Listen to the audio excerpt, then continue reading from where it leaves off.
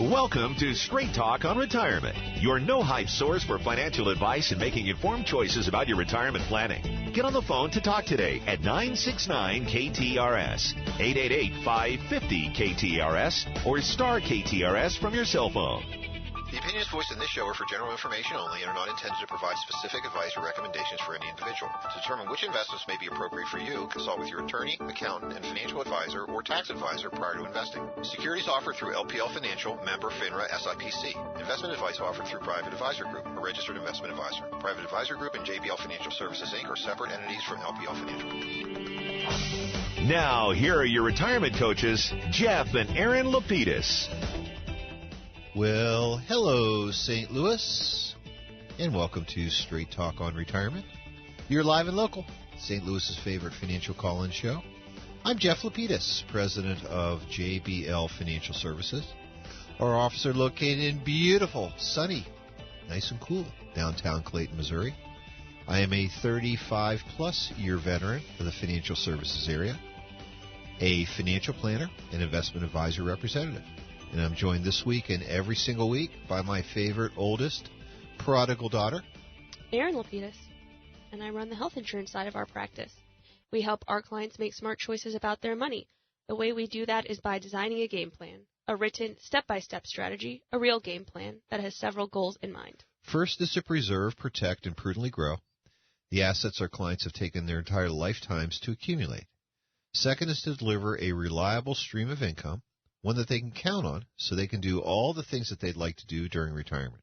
And third is cost-effectively addressing their health care needs, like helping individuals enroll in Medicare and choosing the right plan to supplement their medical coverage. And then when they're done enjoying their assets during their lifetime, we show them how to pass it on to the people they love, whether it's their spouses or children, grandchildren, churches, or charities, whoever it might be, without Uncle Sam or the tax courts taking a big bite out of their money.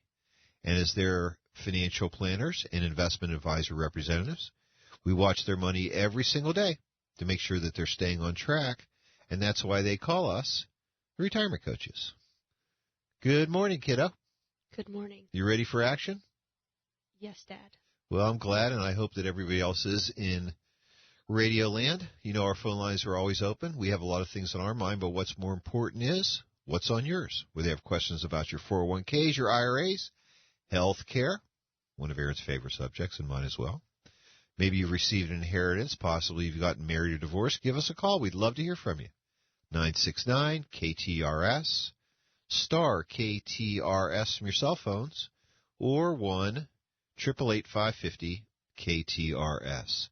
And as a reminder, all of our clients are folks that are just like you, those between the ages of 55 and 75, those that would like to retire or they're already retired, and we do create a game plan for them and monitor that game plan so they can enjoy all the things that they want to do. One thing I'd like to remind everybody, though, before we begin today, is that we do have a very popular and newly improved website. That's right, jblfinancial.com. We have a lot of new pieces of the site that you could take a look at. You can listen to our old shows.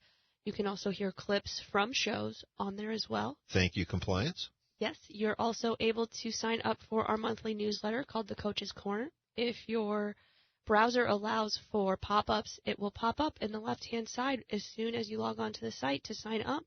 If not, just scroll down a bit to the newsletter section, click sign up, and you will receive it every single month after giving us your name, email address, and phone number. And Erin and her staff do keep the last 6 to 8 months of those archived for your viewing, downloading, or printing convenience. And one other nice part about the site that I particularly like is the Contact Me section, right? That's right. If you don't want to send us an email at Jeff or Aaron at jblfinancial.com, you can just click Contact Us, type out your question, and it will come directly to us. And you can do a little bit more than a Twitter feed, right? That is correct. Exactly. And so you can ask us whatever question you might like, and we do promise to get back to you within the first hopefully 24 hours of that submission. And if it's good, and I mean really good, then you'll probably hear it here on the show because we like to keep it real. That's right. All of the things that we like to discuss on the show come from emails, questions, or coaching sessions that we've had. Exactly. And so what I'd like to do this morning while we're waiting for your calls, Well, hold on. We haven't told the folks how else they can get in contact with us. There you go. Talk about our social media. That's right. If you check out our social pages, Facebook and Twitter, and use the hashtag Straight Talk when commenting, we'll be sure to answer your questions on the Internet. That's at JBL Financial on Twitter and JBL Financial on Facebook. And if you want to see more, check out, and you'd want to see more than just the website, go to our pages, Facebook and Twitter, and we're currently chatting about money-saving DIY tips for remodels to your home, so you can keep your finances on track. Also, does your employer help you transition into Medicare after retirement? We have an excellent radio show clip. And a new service about that too, right? Exactly. We are, I work with HR and benefit managers of companies in the area to help their retiring employees make the transition from employer-based coverage to Medicare or individual coverage. So please call or email us to schedule an appointment if you're interested in a business consultation.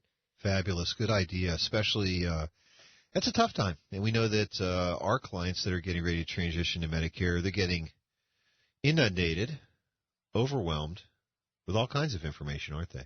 And mostly sales literature, right? Always sales information. You might get the Medicare and U-Book from Social Security, but people rarely read that. So if you want some one-on-one advice, it's most important to consult with someone that can give it to you. And there you go.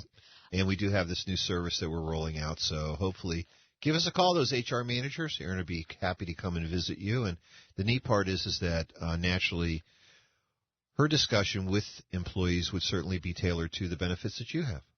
That's exactly right. Also, we do have a very cool life insurance quiz to test your knowledge that's going up this week. So maybe next week we'll see if a caller is able to beat you in the quiz. Well, possibly. Sounds good. Are you going to give us a question, or is this something that we're going to... No, they got to go check it out.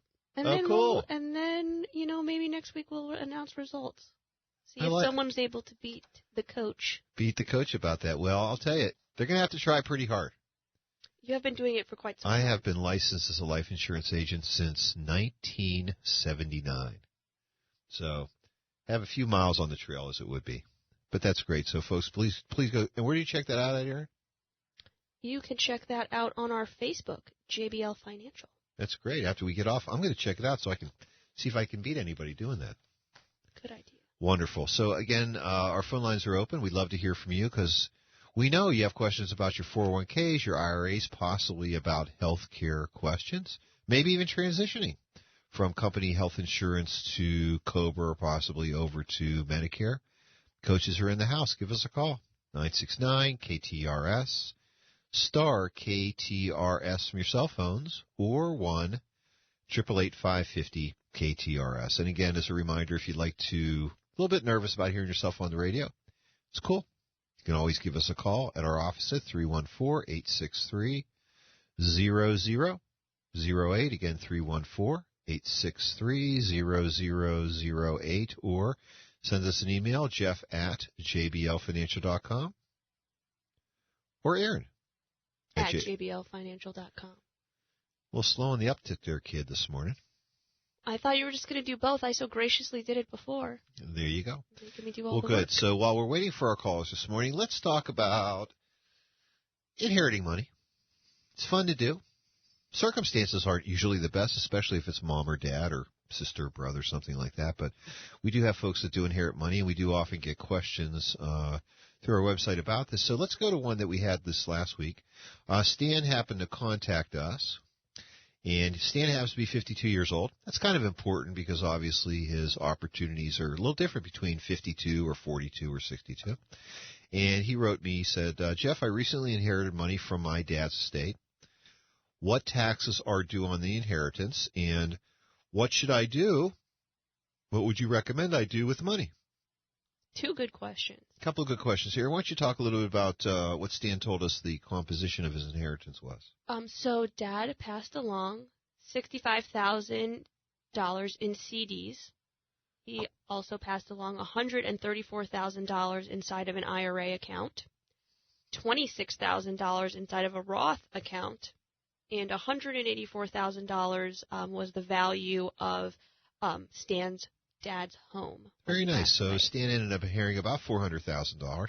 So let's get to the tax issues that are involved here. And, interestingly enough, they are a little different for every typical asset. When we get to certificates of deposit, we know that those would be tax-free.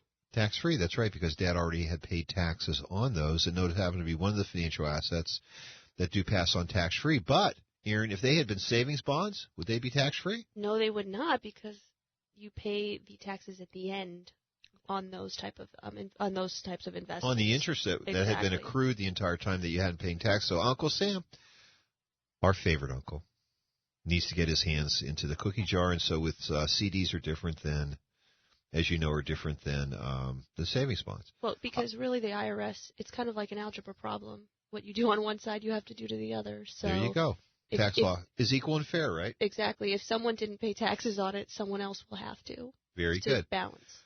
And that really leads us to, Stan, the $134,000 that he inherited as an IRA. What's the process when you inherit someone's IRA that isn't your spouse? So if you're not a spouse, which you can have a spousal transfer with no tax implications. So for Stan, he's going to have to first make the decision as to what he wants to do with the money. But before that, what he can do is open up a new IRA account for himself. It's called a beneficiary IRA. And then that money from Stan's father's account will transfer into the beneficiary IRA. And that's not really his IRA, is it? No, it's really still in the name. It's actually in the name of Stan's father for the benefit of Stan, right, as how it reads when you look at your account statement, because the IRS determined that this money isn't really retirement money any longer because Stan himself didn't save it for retirement. His father did. So they've now said that because of that, individuals have to take the money out, and they have to do it in one of three ways. They can either take it out all at once, pay taxes on it because Stan's dad didn't pay taxes on the money going in. He can take it out over a 5-year period, or he can use his own age, 52, and take required minimum distributions from that account. And those are lifetime distributions based on his mortality age 83. So in the first year, his RMD, as we call it, would be about $4,200. Right, because it's going to be less than the 4%. Sure. So, again, Stan, and this is another question that we also get very often is, can I take my dad's IRA and add it to mine? Unfortunately, you can't directly do that. But Stan could do it. In this particular case, one way would be indirectly, right? Exactly. We like to call it reverse engineering. And as a side note, there's actually a video on our website and also on the Facebook where we walk through this using our electronic whiteboard. Sure. So let's just take Stan's situation again with his IRA very specifically. We know that he has a $4,200 required minimum distribution, and that will increase his income. Exactly. And so we didn't get a lot of information from Stan because we don't know if he has an employer plan available to him. What his income is. If he's married or single. How much he's currently contributing to any of his current retirement plans.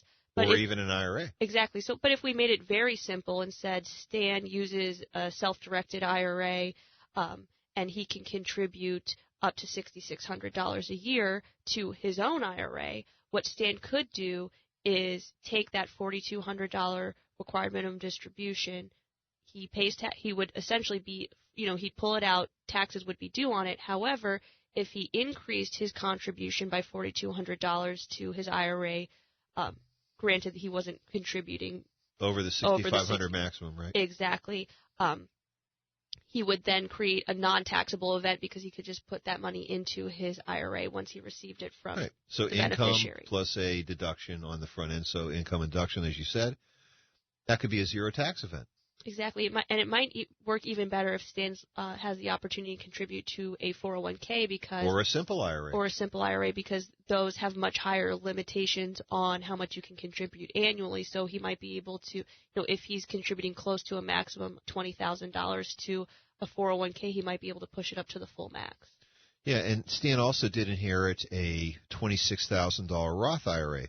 Roths are a little different, though, because we know that when Stan's dad had this Roth, he could continue to permit that money to grow income tax-free And there were no required minimum distributions from that plan as there are with traditional or regular IRAs. But with an inherited Roth IRA, you do have to take distributions, don't you? You do have to take distributions, but the nice thing is that they are tax-free. That's right. And you would at least have to take required minimum distributions from the plan. You could also obviously take it all in one lump sum. Yeah, the same, right, lump sum or et cetera, in which case then Stan could, if he wanted to, think about let's assume again that he's eligible to make a Roth contribution. He could take that Roth as an example in his case over, let's say, a 4-year period. Okay. Yeah, maybe 5 years, which is he would take $6,500 from the Roth IRA, his dad's, pick it up. It's not taxable to him, but then put it into his. That would be pretty good. That would be kind of cool. So then you're going Roth to Roth, even though it isn't direct, it's indirect. And so then you could create your own Roth without having to just like Stan's dad never having to take distributions, which would be cool. That's even better because then you're talking about being able to then pass it on tax-free to his heirs, his beneficiaries, whoever it might be. Would be in the same situation. You're almost talking about like multi-generational movement of money. Roth. I like that idea.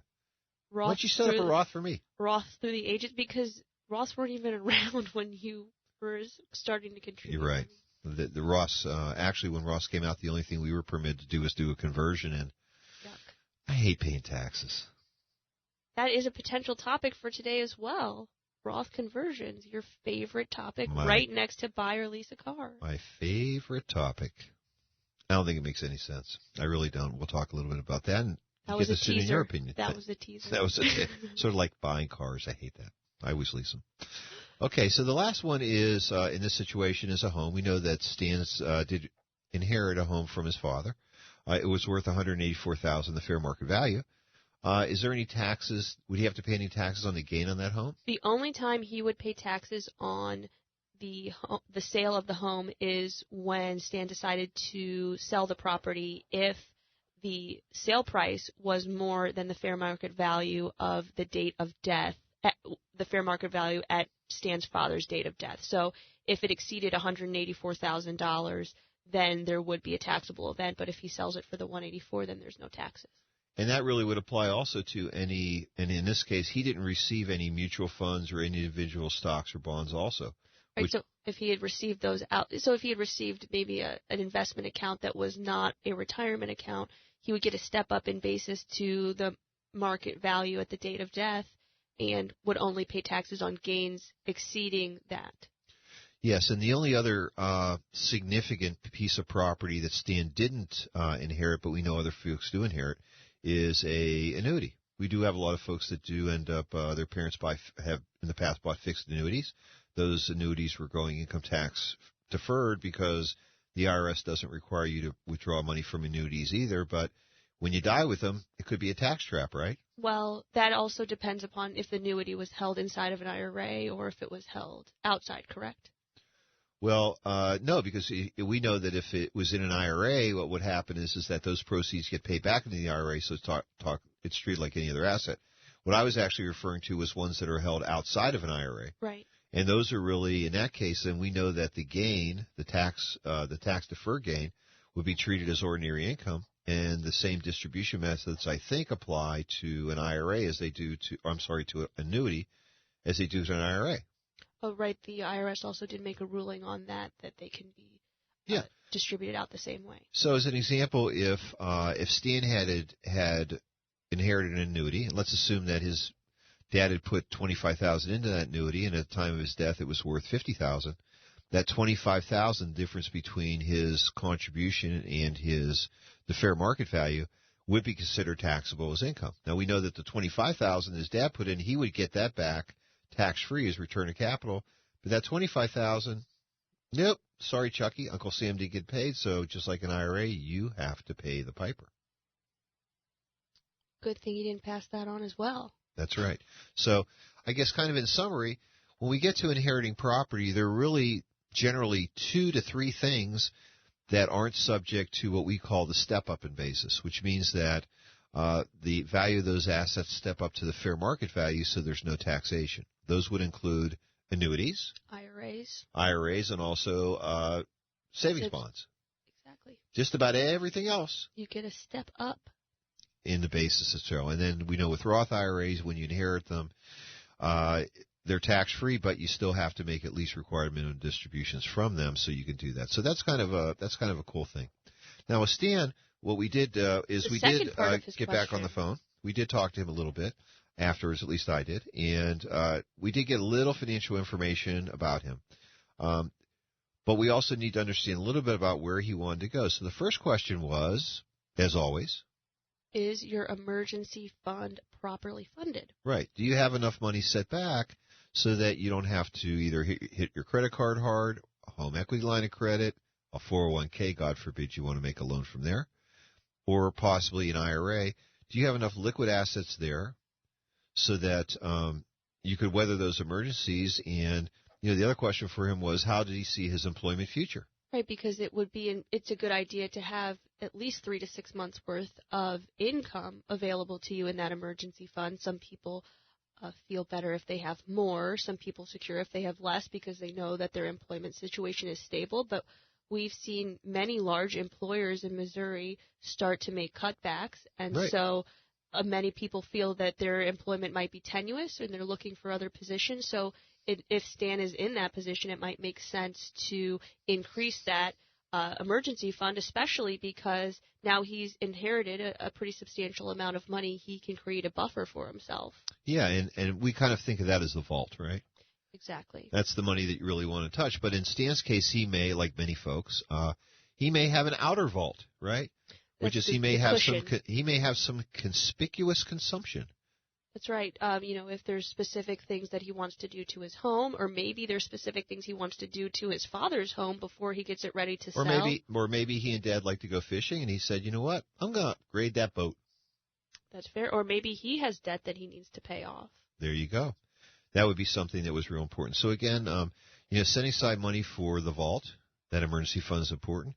Setting aside money for capital expenditures, things that specifically that you want to do.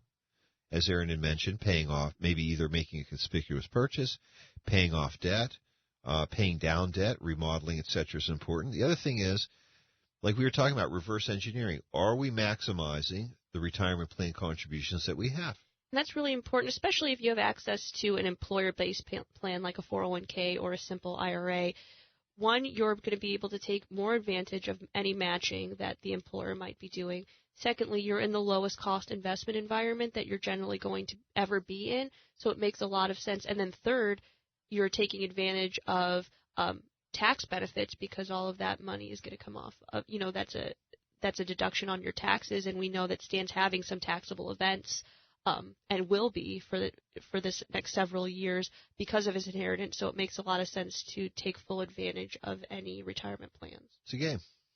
It is. It's fun. So in Stan's particular case, what we did find out is that he was not bad on doing his retirement income funding, but he still was eligible because of his and his wife's income, that he was able to still make some other tax-deductible contributions. So we did recommend that he do the reverse engineering. That is, take that taxable distribution and then make it into a tax-deductible contribution, which kind of zeroed out the taxes on his IRA. We also found out that in his particular case, he was looking at doing some fixer-upper things, and that's not a bad thing. So have a little set-aside cash to do conspicuous consumption or capital expenditure.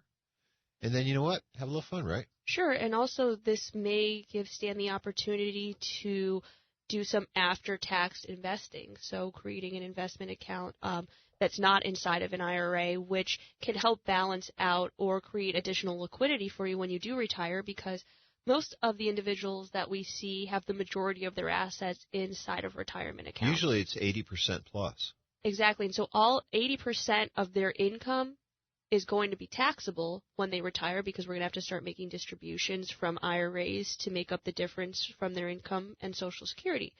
But if you begin to build a base of after-tax dollars that you are investing, then you only have capital gains treatment on, or dividends and interest treatment on those investments, which can create additional liquidity for you as a place where you can pull larger sums of money for capital expenditures, and you don't have to pay large taxes on that, because $30,000 of a need could be significantly more if you have to pay taxes. And, Aaron, we've really seen that, and something that we do promote with the folks that work with us is promoting that balance between taxable and non-taxable assets, because in many cases, as an example, we had a couple months back where we had a client that really had been, the two of them, he and his wife, had been fabulous savers. He retired from one of the large breweries here in the city, and we found out that they were getting ready to have a wedding. Oh, yes. And it was Nice. nice. And it was going to be a very nice wedding. It was a very nice wedding. It was a very expensive wedding. They had fun, though, so it was worth it. They really had a blast, but we know that they had to end up coming up with a substantial amount of money. That's right. And therefore, the problem that they faced, or they had to deal with, was they needed to invade their IRA. Right, because the $60,000 they need really turned into $75,000.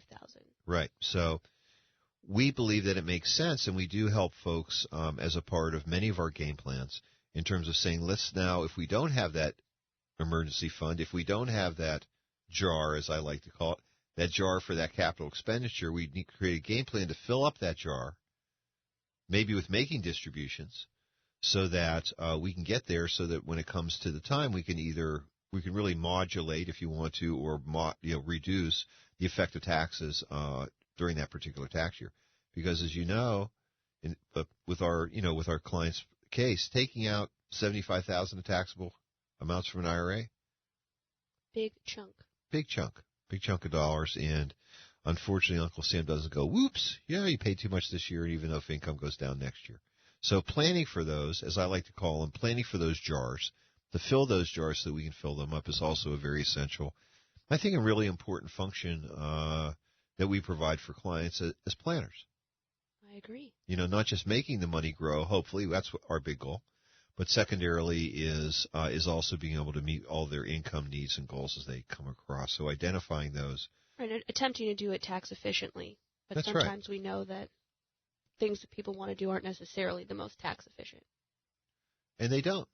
That's right. Especially when it comes to love. And the kids. Which is really the same thing.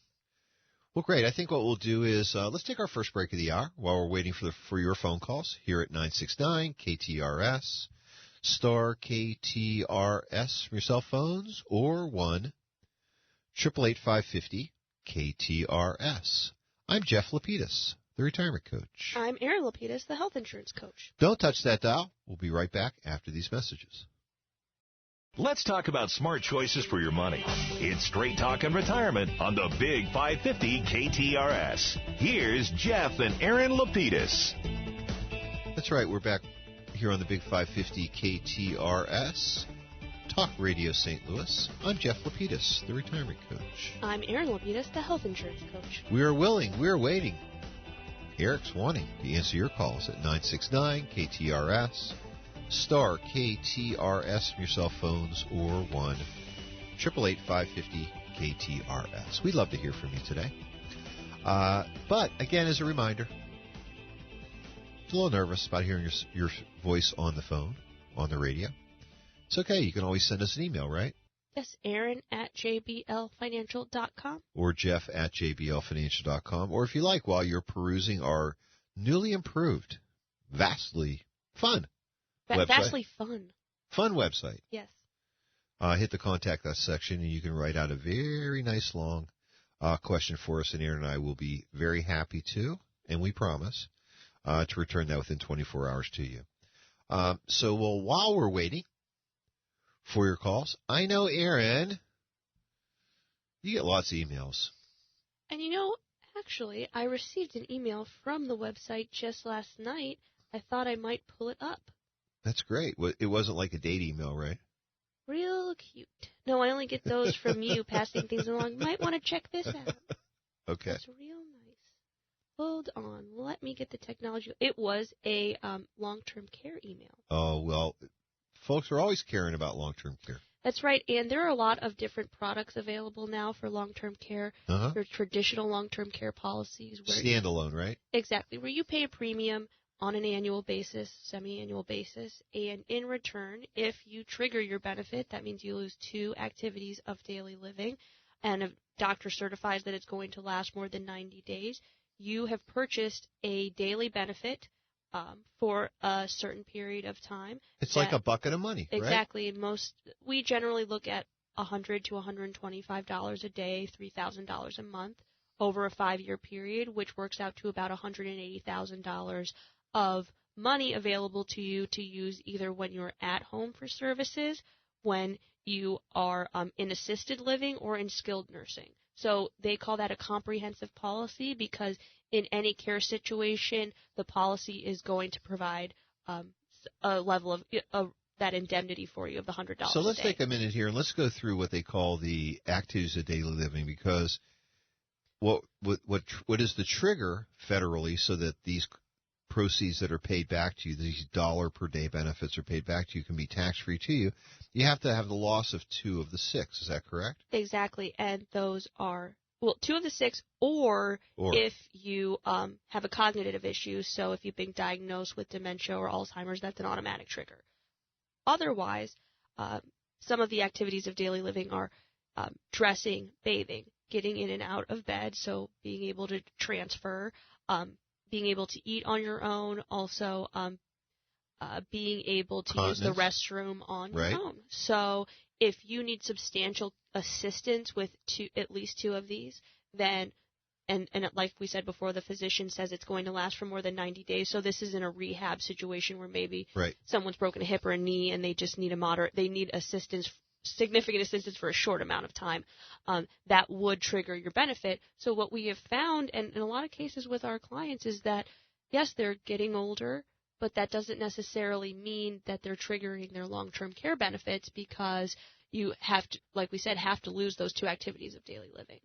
And you do need standby assistance, if nothing else, to be able to perform those as well, right? Exactly. And so before we go on, though, let's kind of step back a little further, because sort of like an onion, we're peeling it back here. How did they come up with the idea with the insurers where they got it approved where the first 90 days is your waiting period? Well, the first 90 days is your waiting period because Medicare will cover in a facility up to the first 100 days on a sliding scale, depending upon what type of coverage you have to supplement your Medicare benefits. Some people do decide to either decrease that waiting period, which we don't generally recommend because it increases the price of the premium, or you can increase that waiting period, which is essentially making your deductible larger to decrease your premium. So there's flexibility there. Now, Medicare does cover the first 100 days. Well, a total of 100 days, but isn't it the first 30 days are covered at 100? Well, it depends upon what type of supplemental coverage you have. Okay, so it isn't like $40 a day or something like that? Well, it could be, but it just depends upon what type of coverage you have, what type of supplemental coverage you have. I'll let it go at that then. Perfect. Fabulous. So what was the question that you received? So I received a question just yesterday.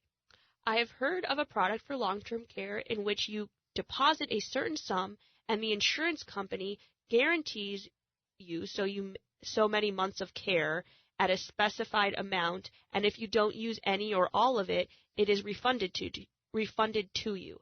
Is there such a product? I've heard of something like this. There are 2 products that essentially do what the emailer asked. Unfortunately, we didn't get her or his name, but either this is an annuity-based product or a life insurance-based product with a long-term care rider attached to it. So it's a combo. Exactly. It's a bundled policy, essentially. Okay. What happens is you put in usually a large sum of money, generally up at least $100,000 is what you deposit into the account. You have a life insurance policy on one side, and you have a long-term care benefit on the other. So it's creating 2 buckets. Exactly, and they are linked, but it does create 2 buckets, and generally with the long-term care rider, your $100,000 can grow faster than what if you use a universal life product, what the investments do on the life insurance side. So you created a long-term care bucket which you can draw from should you become chronically ill, but you also have a death benefit bucket. Is that correct? Yes, you do. And if you draw down the long-term care side of the contract to 0, there is no death benefit available to you. I follow you. So you're essentially you're returning your own money to the insurance company is returning money to you, as opposed to actually generating a benefit for you. So what I'm wondering is, how does the insurance company, if you're doing this bundled product, how do they recover the costs of the premiums to provide long-term care? So what they do is they charge you high fees, just like in any life insurance product. They're charging you fees. Once you put the $100,000 in, you don't put any more in, and then if you trigger your benefit, they'll begin to pay out for you, but you're paying out against the money that you put in. So in other words, the interest that they might be earning on your money is really using to fund the premiums on the benefit. Is Sure. that correct? Yeah.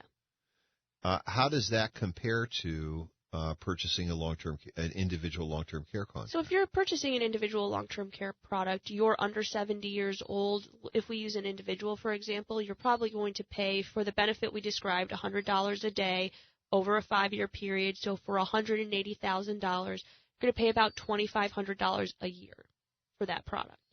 So it's going to take you 40 years to get to that $100,000 that you would have put into the life insurance product. Me and Moses.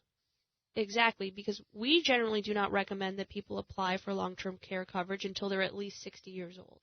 So, because they're generally not going to be collecting on it for at least 20 years. At least 20 years. So, statistically, we know. Exactly, people aren't generally triggering benefits until late 70s, 80s. So why start paying on it in your 50s? Or 40s, which we've seen folks buying it through their employers. Exactly. And the nice thing about the employer-based coverage is it's significantly less expensive, and in the past it did have very nice benefits added to it, like a lifetime benefit. We don't see those anymore. So if you do have access to long-term care through an employer, which many employers don't even offer it anymore, right. It is a good thing to take a look at to see what the price is. However, if you're looking at an individual policy outside of an employer, it really doesn't make a lot of sense until you're at least 60. If you're over 70 years old, that is the only time it makes sense to look at a life product or an annuity product to help you fund a benefit, because the traditional policies generally don't insure after age 70 to 72 years old, depending upon the carrier. So that would be an instance where if you really would like to create an additional benefit for yourself, you could either, one, roll another life insurance product you already have and add a long-term care rider to it, so that taking something you already own, sure, adding to it, or most of the time if you're over 70, you've already created you've created your capital. So you have that, and if you are committed to this, then that would be an avenue we could look at. However, in most cases, even in those instances, there are other products that don't add that long-term care rider onto them that we can use to generate income stream for you that would add on if you needed to trigger a benefit. You know, Aaron, while you were talking, I was thinking about, we know that the way the insurer covers their expenses, assets as it would be, is because they basically keep the interest that they're earning on the money that's being invested. Right. So you were talking, I was thinking to myself, that's really expensive bundling, because if you would assume, I think reasonably, that you could earn at least 3 to 4% on assets that were invested, that 3 to 4% interest costs, or $3,000 a year on $100,000, example, or $4,000 a year, is more expensive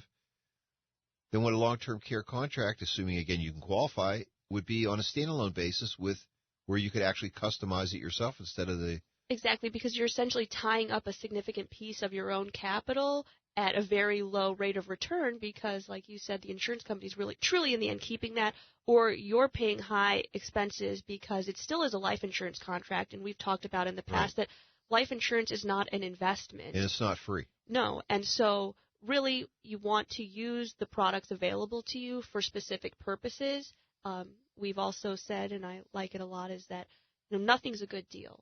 So the tools are available, and there are a lot of them now, and that's excellent, because products have been very diversified over the last several years, especially in the long-term care arena, because so many insurers have pulled out of the market on these traditional policies that insurers have now developed hybrid products like life insurance and annuity products to help fill that void.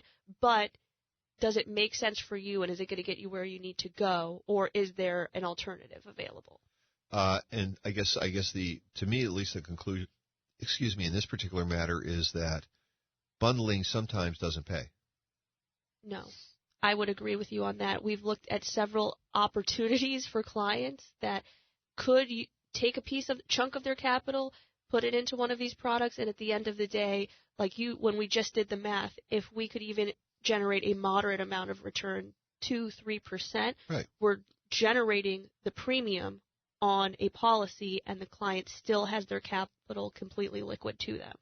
Yes, and we know that liquidity is very important, especially as we have found in doing retirement planning for folks for many years. Thank you. Stuff really does happen, and usually it's unexpected. Right. And people need to get a hold of large sums of capital, and having those locked into those contracts not only destroys your benefits, but what it does is it can trigger surrender charges and other things, because to do all these things at once, doing a death benefit, doing a long-term care benefit, trying to grow interest, the more you have somebody do, the more restrictions that they have to put on these contracts in general to make things happen. And the more expensive they become. I think you're right, and that's real expensive. Well, it looks like I think that what we might do here is say, first of all, thank you to our very good friends at Coventry Healthcare of Missouri and Aetna Company for being the sponsors of this particular segment. We like to call it Smart Choices About Your Healthcare. And again, if you do have other healthcare issues, you can always give Erin a call or send her an email, Erin@jblfinancial.com, which is unfortunately the ever popular email address. Sorry. They used to write me. Just giving the people what they want. We actually are, so we do appreciate that. Why don't we do this? Why don't we take our second break of the hour? So don't do us a favor. Don't touch that dial. Aaron and I will be back with some more Straight Talk on Retirement right after these very short messages. Let's talk about smart choices for your money. It's Straight Talk on Retirement on the Big 550 KTRS. Here's Jeff and Aaron Lapidus. That's right. We're back with some more Straight Talk on Retirement. I'm Jeff Lapidus, the retirement coach. I'm Aaron Lapidus, the health insurance coach. We are waiting. And Eric is still wanting to take your questions at 969-KTRS, star KTRS from your cell phones, or 1-888-550-KTRS. And as a reminder, you can always send Aaron or I an email, right? That's right. Aaron@jblfinancial.com. Or Jeff@jblfinancial.com. We do have a few minutes left in the show, and I'm thinking that maybe the nicest thing for us to do is to go directly to their questions, right? Let's do it. Let's go to the mailbag. And I received this one from Sean the other day. I like that name, Sean. Sean the Mon. It's unfortunate you had no boys to use it on. Well, I'm very happy. I had some wonderful girls. One of them So gets sweet. to share the day with me on the air. So sweet. Oh, thank you. Just heartwarming. You can still have a ride back when we're done with the show. The threats are even nicer. There you go. Sean writes, I have a home equity balance of $42,000 today and credit card debt of $11,000. Sean, what up? What did you buy, Sean? What you doing, brother? What did you purchase? Maybe something for me. Starting to scare me a little bit. However, Sean does say, I don't have a primary mortgage. Interesting. Well, that's good. Interesting. Maybe he stuffed all that money into his mortgage payments and had to go into debt on the other side. You'll love this one, babe. Okay. What do you think about me taking a loan from my 401k What? to pay off my credit cards? Now Sean's going to invade his retirement account to pay off his... I think I'm renaming him Sean the Wild Mon. What is Sean? He's wild. Sean, you're kidding me, right? Well, he must be at least a decent saver, or he was a decent saver because he was able to... Or inherited the house from his mom. You know what? That is just cruel. It is, but I mean, you're talking about craziness. So we're looking at. You don't know his situation. You know Susie Orman. You don't know his situation. Well, let's just look at this from a purely economic point of view, which is what we like to do. Yes. Aaron, we know that a home equity line generally has a 10-year amortization. And right now, I think rates are around 4 to 5%, depending upon your credit. And we know that credit cards have like a 0 amortization. So what happens is you're getting killed, and you're paying usually very high rates of interest. Up to 24% with some credit cards, depending. That's not good. That's high. And now what he's doing is he's asking the question: should I take a loan from my 401k, which has a 5-year amortization, of which you lose the interest earnings on that money, of which, et cetera, pull that out, make a loan. And then have to pay it back. And then have to pay it back through, and they do that through pre-tax earnings, right? That's right. So they do it. They're like the government. They want the 401k plan wants their money back. Worst place to get a loan ever. Yeah, it's really a last case scenario situation. Okay, so Sean, work with me here. If you're in a position where you could have a $42,000 home equity line of credit, and you also owe $11,000 in credit card debt, I'm assuming, I'm feeling probably, that you have a home that's of a reasonable price. You might be able to stuff that horrible credit card debt into the home equity line Plus of credit. that car that you probably think that you want to buy, and that's, I'll bet you that's why he wants to pay off the. I bet that's why he wants to pay off the 401k with his credit card, so you can go out and buy something else. That is, you're assuming. That's a lot of assuming. This is Karnak the Magnificent. I'm getting cosmic vibrations from Sean. Okay. Sean likes to spend. Sean enjoys spending, but some people enjoy spending, and you know what? There's nothing wrong with that. But no. If nothing else, our job is to, and we have found, is helping people think logically about debt. Right? Divorcing the emotion. It's Rambo, right? Let's figure out a way to attack it and to eliminate it, to manage it while we are, and then to get rid of it, to destroy it. Right? Destroy it. Well, people unfortunately have emotional ties, not only to their money but to their debt. This is debt because I did, I have this credit card debt because I paid for my kid's school, I did X, Y, and Z, I paid for my kid's wedding. So if we can say, let's just look at the raw numbers, what can we do? Right, because once you've spent the money is chips. It's in the red. Right, it's like chips at the casino. When you go to the casino, you take your money, you turn them into something else. So you owe this money, the bank doesn't care.